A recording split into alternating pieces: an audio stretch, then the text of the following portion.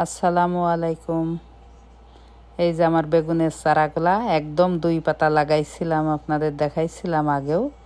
এখন দেখেন কত বড় হয়েছে। এইটা আমার ঘরের চারা, আমি ঘরে বানাইছিলাম চারা। আর এইগুলা চারা কিনাও আছে, কিছু ঘরেরও আছে।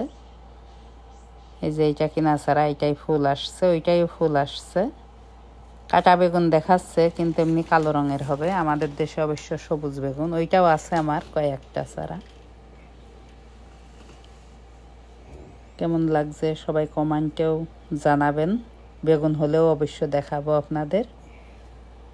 আর কেউ খেতে চাইলে আমার বাসায় আসবেন, এসে নিয়ে যাবেন, হোক আগে।